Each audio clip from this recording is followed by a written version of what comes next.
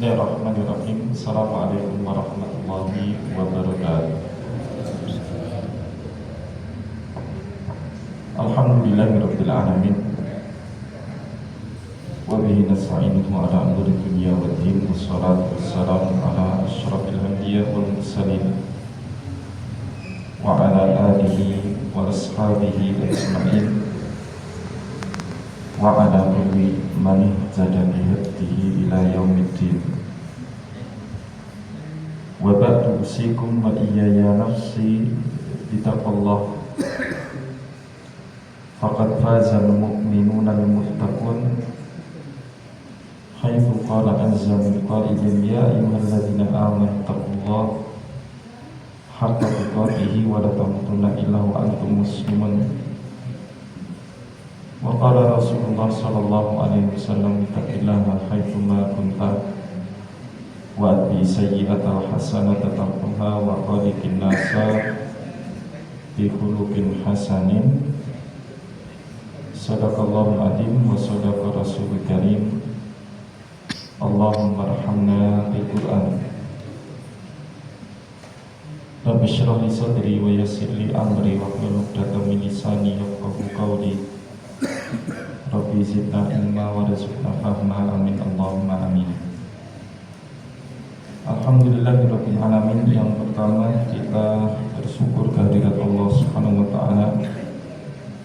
Pada malam hari ini Allah berikan kita banyak kenikmatan, nikmatul iman, nikmatul Islam, nikmatul sihah, nikmatul amal, dan masih banyak nikmat-nikmat yang lain. Kita sama-sama ikat nikmat tersebut dengan bersyukur kepada Allah SWT.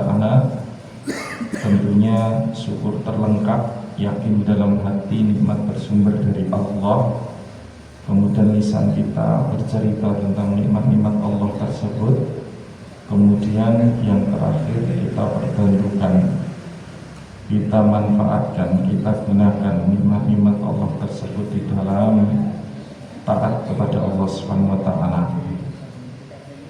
Salawat dan salam mudah-mudahan Allah senantiasa limpahkan kepada junjungan kita Nabiullah Muhammad sallallahu alaihi wasallam, dan juga kepada keluarga beliau, para sahabat, para tabi'in, para tabi'ut tabi'in, serta siapa saja yang istiqomah di atas jalan Islam hingga yaumil qiyamah.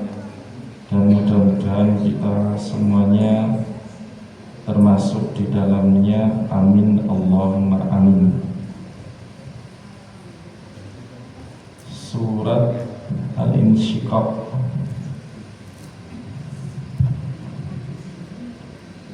Surat Al-Insyiqaq ada 25 ayat. Dia termasuk di antara surat Makkiyah, surat yang diturunkan sebelum Kanjeng Nabi kita Muhammad SAW berhijrah. Terkait dengan keutamaan surat Al-Insyiqaq, ada hadis Nabi yang diriwayatkan oleh Imam At-Tirmidzi. Rasulullah SAW bersabda, man sarrahu, barang siapa yang ingin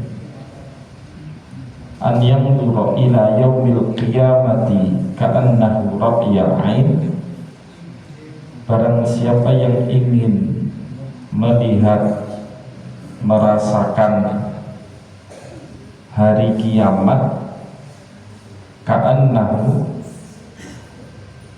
seperti ia melihatnya atau menyaksikannya, rabi'a ainin, dengan mata kepalanya sendiri, falyaqra idzasyamsu kuwirat, maka hendaklah dia membaca surat At-Takwir ataupun idzasyamsu kuwirat, dan juga surat Al-Infitar, idzas samaun fatarat. Kemudian yang ketiga, hendaklah dia membaca surat Al-Insyiqaq ataupun idzas samaun syaqqat, seperti yang akan kita bahas pada malam hari ini.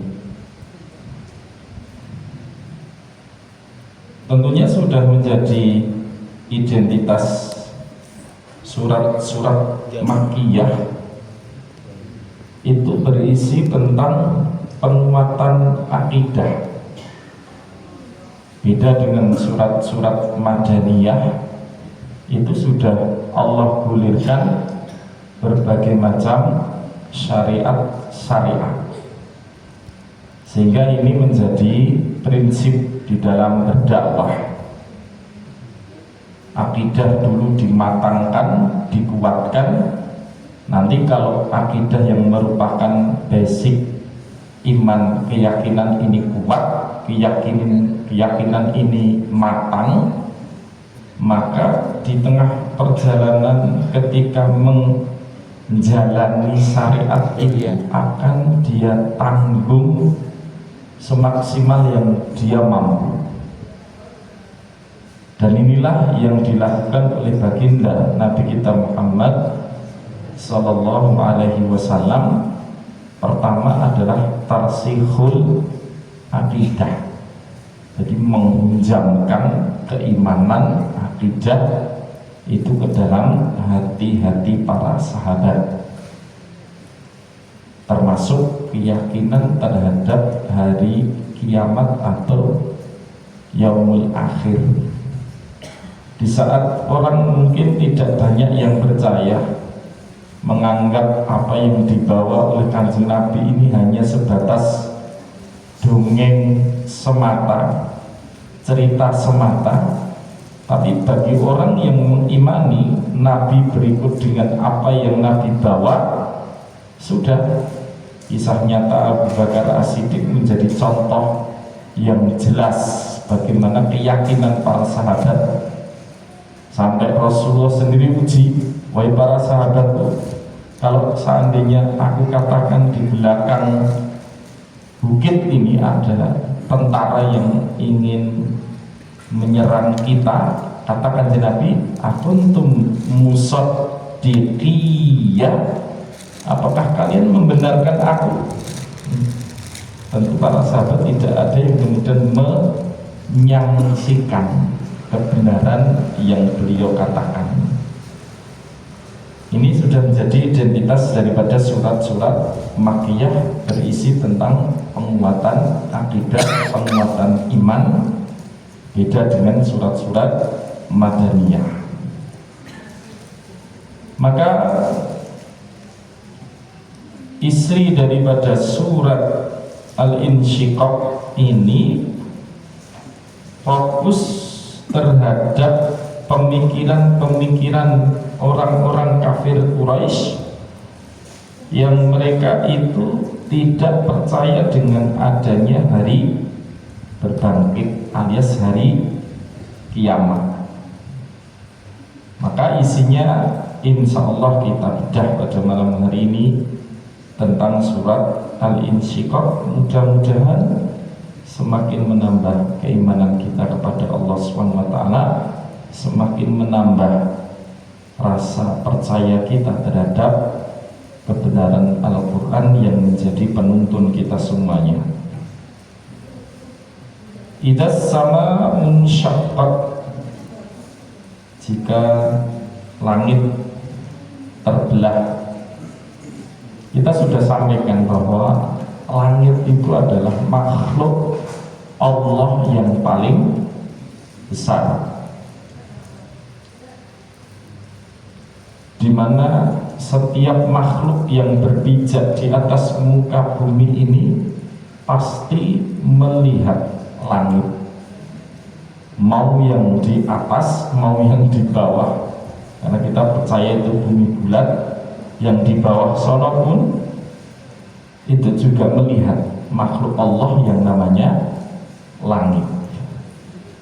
Maka di alam semesta ini tidak ada makhluk yang lebih besar dari yang namanya langit.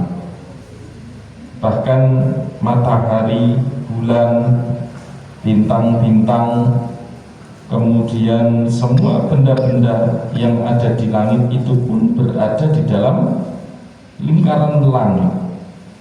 Bahkan tidak ada yang kemudian mengetahui sama sekali batas daripada langit itu sendiri.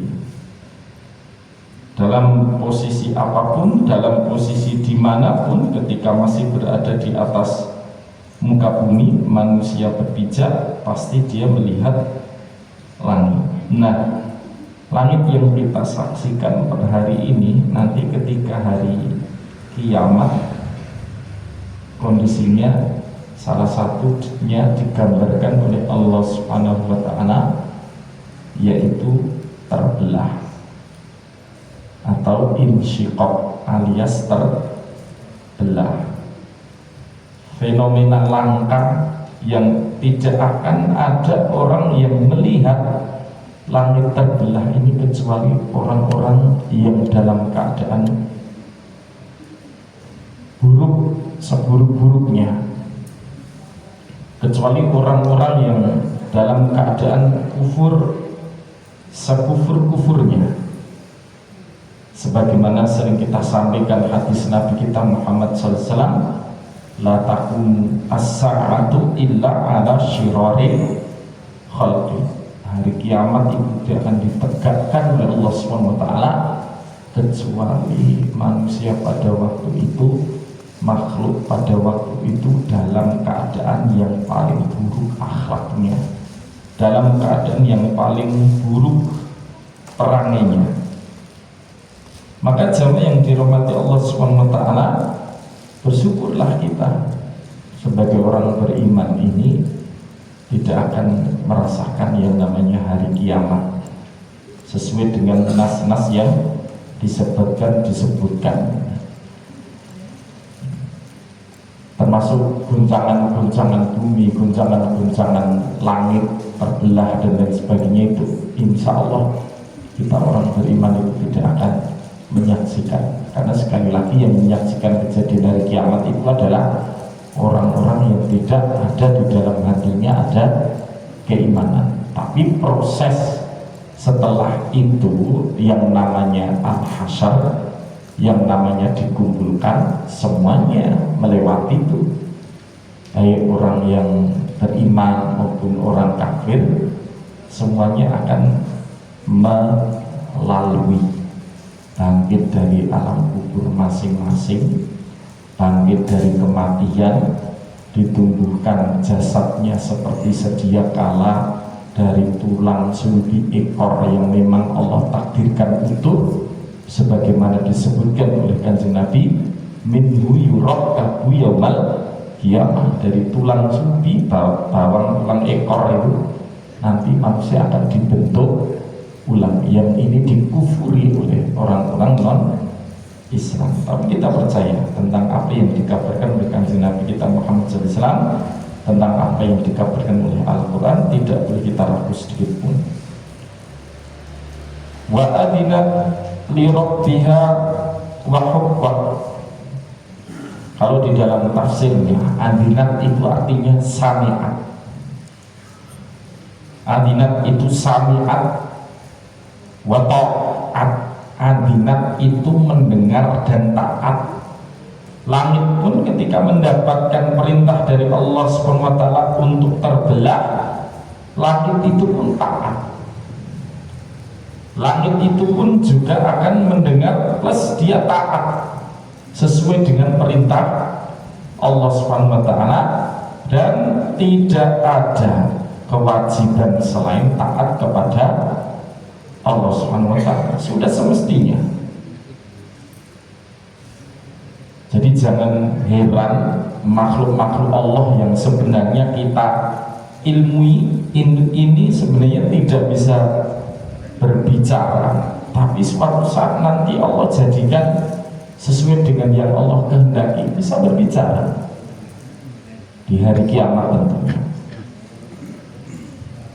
Maka wa'adinat li rabbiha wa huqqat, sudah langit itu mendengar, kemudian langit itu taat terhadap apa yang diperintahkan oleh si Rabbnya atau pemiliknya, yaitu Allah Subhanahu wa ta'ala.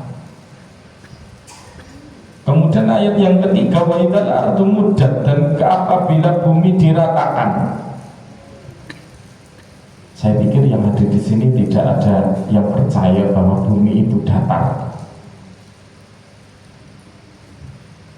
Semuanya yakin percaya bahwa bumi itu bentuknya adalah bulat. Dan ini disepakati oleh para ulama, termasuk Syekhul Islam Ibnu Taimiyah. Beliau menjelaskan di dalam majmu' fatwanya beliau, "I'lam, ketahuilah, annal arda qad ittafaqu ala annaha kurawiyyatus syakli." Ketahuilah bahwasanya para ulama telah bersepakat bahwa bumi itu bentuknya adalah bulat. Maka pada hari kiamat nanti itu jamaah yang dirahmati oleh Allah Subhanahu wa ta'ala, pada hari kiamat nanti kelak bumi yang bulat yang sekarang kita pijak ini akan dibuat datar oleh Allah Subhanahu wa ta'ala,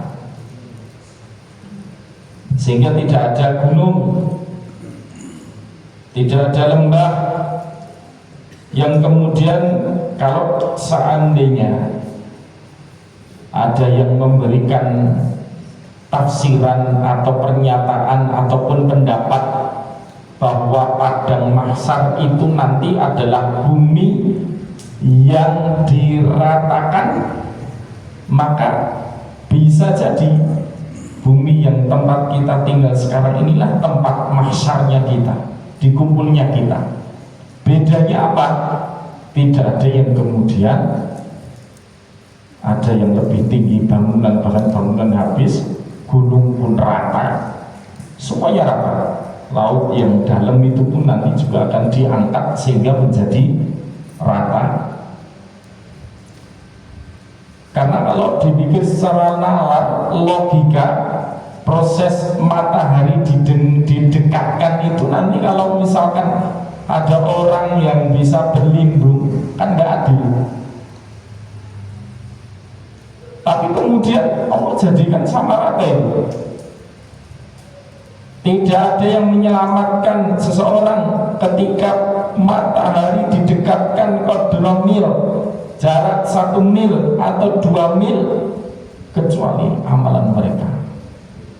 Sebagaimana masyhur di dalam hadis dijelaskan, ada orang yang penuh dengan keringat, saking panasnya, saking teriknya.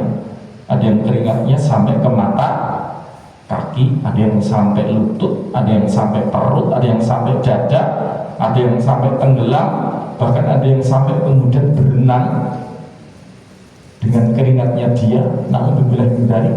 Tapi ada juga yang mendapatkan naungan dari Allah Subhanahu wa ta'ala, di mana di hari itu tidak ada naungan selain naungan Allah Subhanahu wa ta'ala. Kalau jenengan ingat-ingat, paling tidak ada 7. Imamun adil, imam yang adil, ada 7 dulu. Warajulani tahaba fillahi ijtama'a alaihi, ada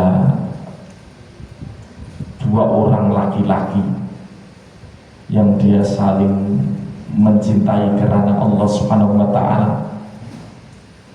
berkumpulnya karena Allah, berpisahnya pun juga karena Allah.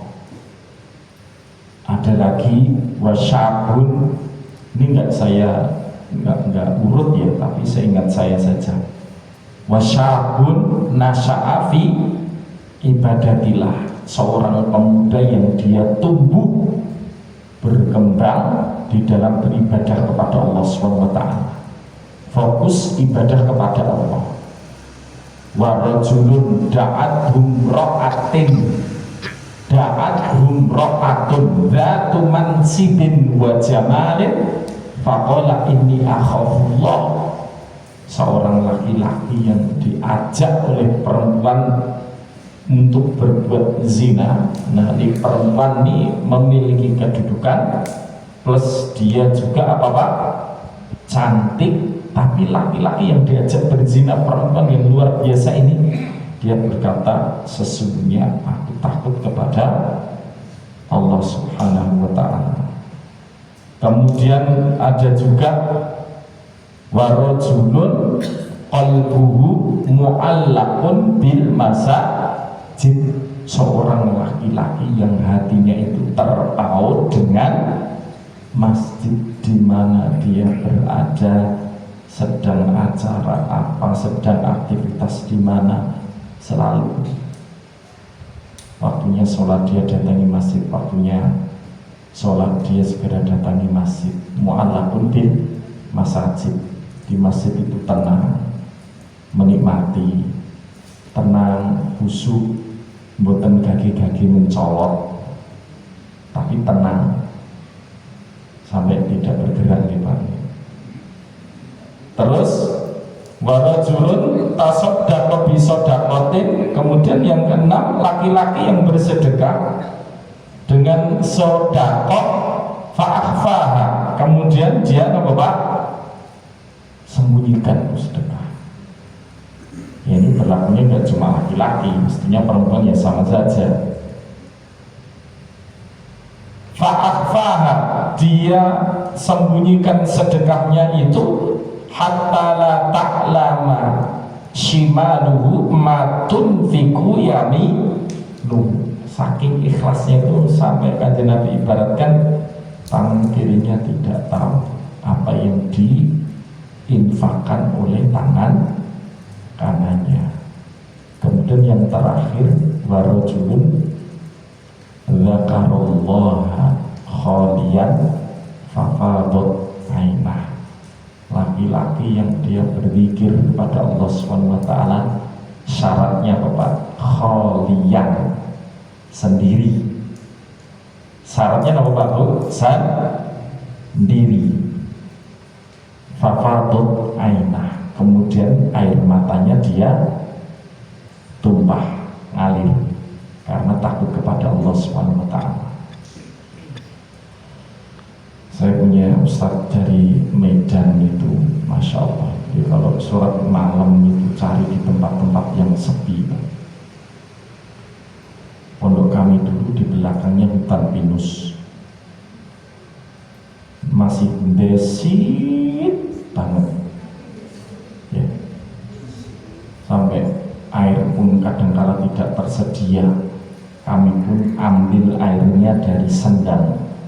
Lalu kalau sudah subuh nggak ada air, jet pumpnya atau salurnya mati, udah kita pakai ember mendaki gunung, lewati lembah, ambil air.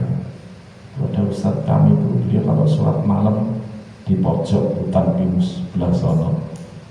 Kemudian pernah kita saksikan beliau juga sholat malam di atas tower tempat air yang tinggi itu, tower itu. Dia sholatkan di dak, atasnya di dak itu, kemudian dia sholat di atasnya. Pokoknya cari tempat-tempat yang sepi. Nah kalau jenengan harus begitu, jenengan di kamar jenengan saja, mungkin ada kamar khusus, musola khusus, atau kalau enggak di samping ranjang jenengan bisa jenengan gelar sajadah, lampunya di, biar lampu tidur aja ya, biar lampu tidur yang kayak remah-remah kayak gini, jangan khusyuk, zikir, doa yang sekali menjadikan hati jenengan pecah, doa yang menjadikan hati jenengan itu terus patah, pecah. Kalau bahasa Arabnya mungkasirun, kalau hatinya pecah, ya teringat dosa, teringat dengan hari kiamat, teringat dengan orang-orang yang disayang, yang barangkali sudah tidak bersama dengan kita. Kemudian terpanjat doa dari kita, ya Allah, kama jama'tana fid dunya, Allahumma jama'na fi jannah. Ya Allah, sebagaimana Engkau mengumpulkan kami dahulu di surga, mohon kumpulkan kami kembali di surga. Sebut namanya, insya Allah itu akan menjadikan hati kita lembut. Maka kembali wa idzal ardu muddat, ketika bumi itu diratakan.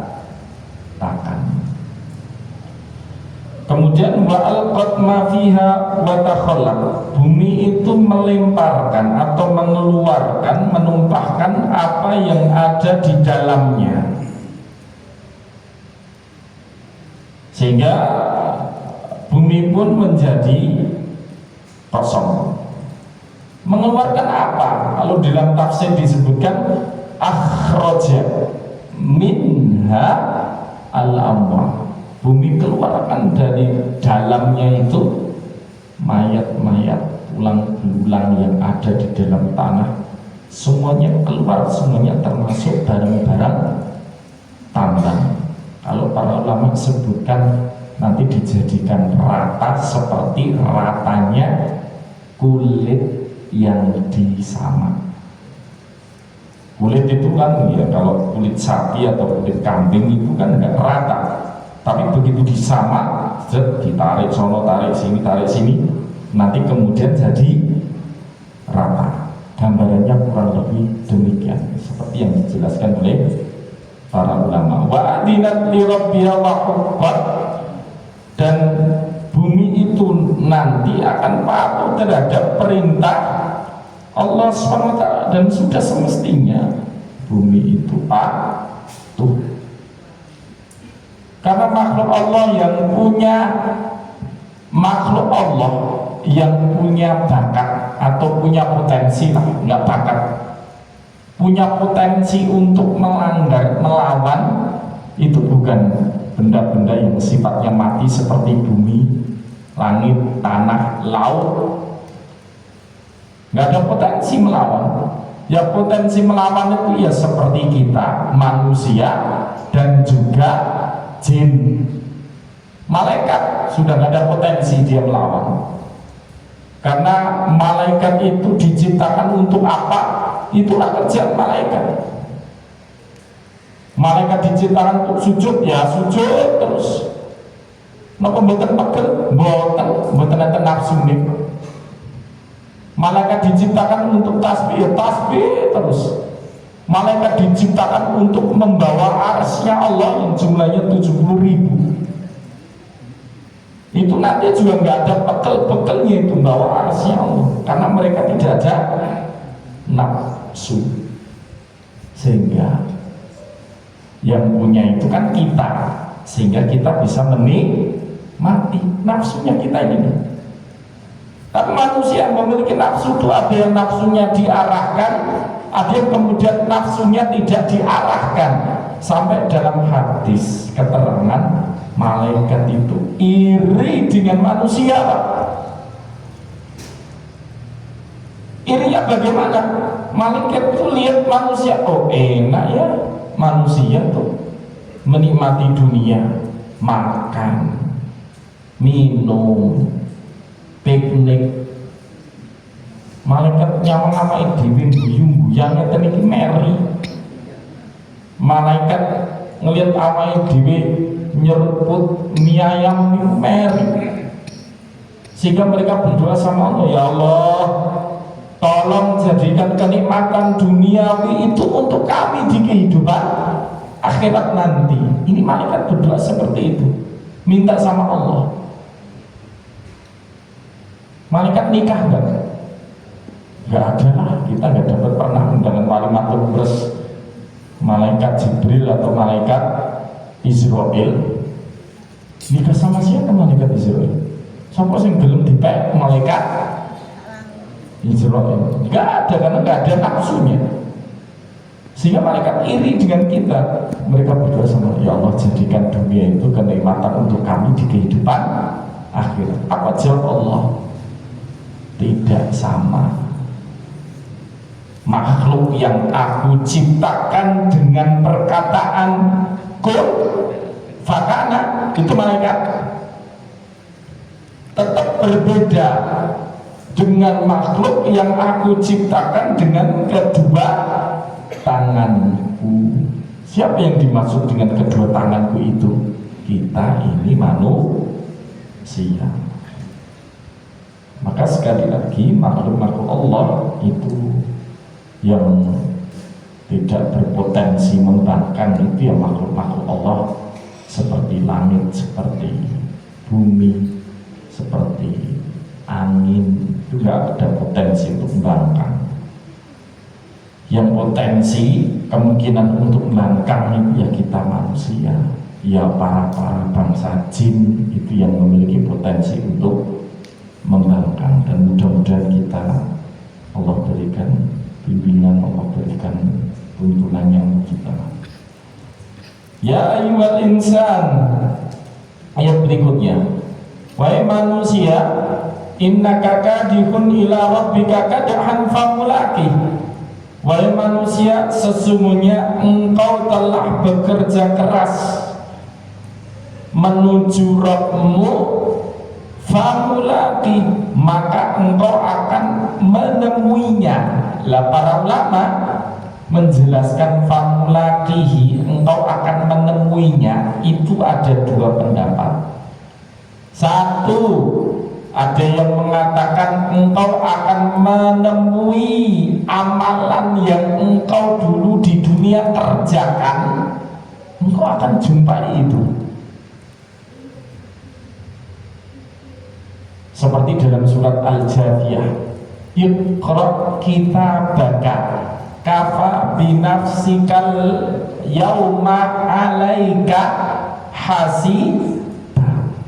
Bacalah buku catatan kamu, cukup engkau sendiri hari ini yang menghitungnya. Berarti kan dia bertemu dengan amalannya. Apa yang sudah dia kerjakan di dunia, nanti di akhirat dia akan jumpa itu.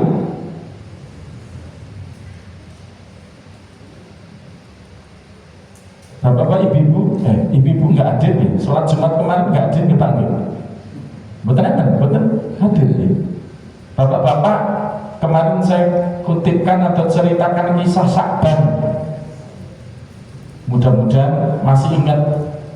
Bagi yang terlalu khusyuk paling yang enggak ingat. Tapi insya Allah semuanya mendengar, kecuali yang terlalu khusyuk. Itu apa Pak? Sya'ban itu ketika di akhirat dia ketemu kok dengan amal-amalnya. Dia ketemu dengan amal-amalannya. Tapi keadaannya bagaimana? Dia menyesal. Kenapa kok nggak dia maksimalkan amalannya? Dia nyesal sebelum meninggal itu dia teringat, kenapa tidak lebih jauh? Kenapa hanya separuh? Kenapa tidak yang baru? Kenapa kok tidak lebih jauh? Karena di akhirat dia mendapati pahala dari berjalan kaki menuju masjid itu ternyata luar biasa.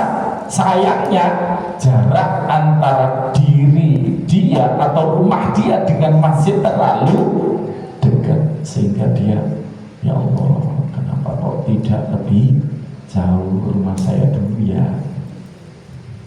Sing jenengan griyane pun celak masjid, ampun sah dipun ketidol oleh adoh ning Sukarjo kono mboten sah pun dipun.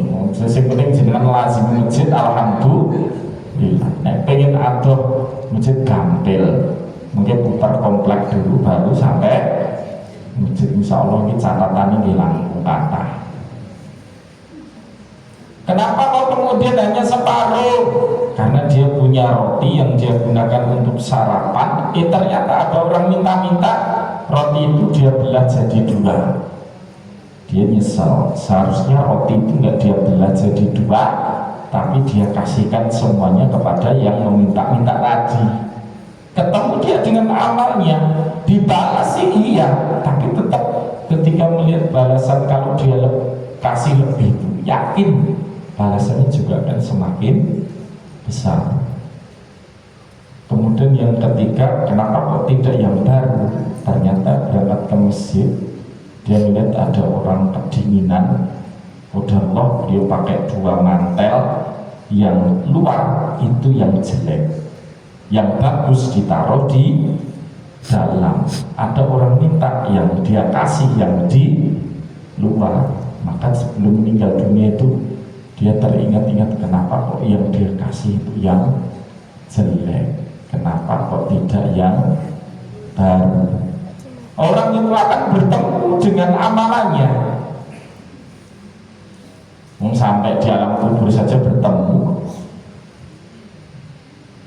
Di alam kubur saja amarnya, amal solehnya ketika di dunia itu bekerja untuk dia kok. Dalam hadis sebentar lagi kita nih puasa, insya Allah Ta'ala ada puasanya kita, ada Al-Qur'annya kita, yang ketika ada yang mau menghadap malaikat itu dia membela, ayo Rabb mana'tuhu billail fasyafi'ni fiha, ya Allah aku halang-halangi hambamu ini dari tidur malam karena sholat malam baca Al-Quran, maka fasyafi'ni fiha, biarkan aku memberikan pertolongan kepadanya, biarkan aku memberikan syafaat untuknya. Siangnya juga puasa kan, maka puasa itu dia doa sama Allah, ya Allah mana'tuhu fin nahari anil akli wasyahawat, ya Allah aku telah menghalangi dia dari makan, dari kebutuhan hawa nafsunya dia, dan dia pun melakukan puasa, maka biarkan aku memberikan syafaat untuknya. Dalam hadis fayashfa'ani, maka dua-duanya pun memberi syafaat kepada si hamba tadi. Belum hadis yang sering kita sampaikan, orang di alam kubur didatangi oleh malaikatul adab dari alah kepala yang jadi penghalang adab dia adalah bacaan Al-Quran. Dari arah hadapan dia yang jadi pembela dia supaya tidak diadab di alam kubur adalah sedekah, termasuk langkah kaki seseorang menuju masjid itu akan menjadi pembela dia di alam kubur. Ada juga yang mengatakan bukan amalnya, tapi orang itu akan bertemu dengan Allah Subhanahu wa Ta'ala.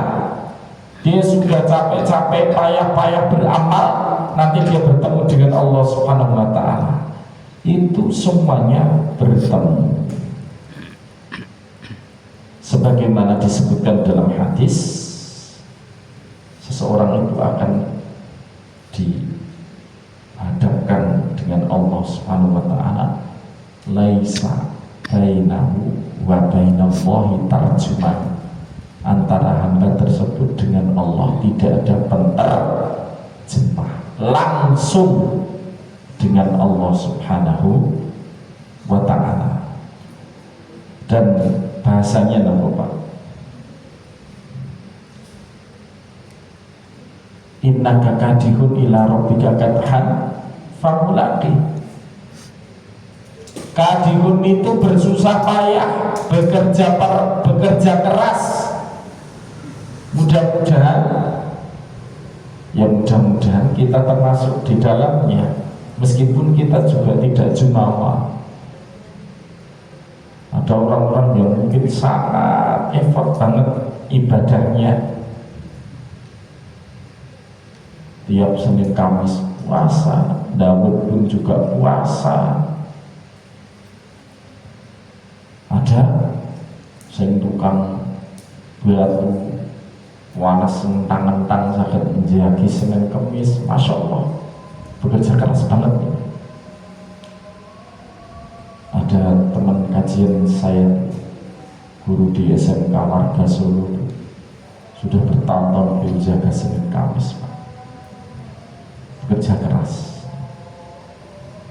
Kita dengarkan azan terlebih dahulu.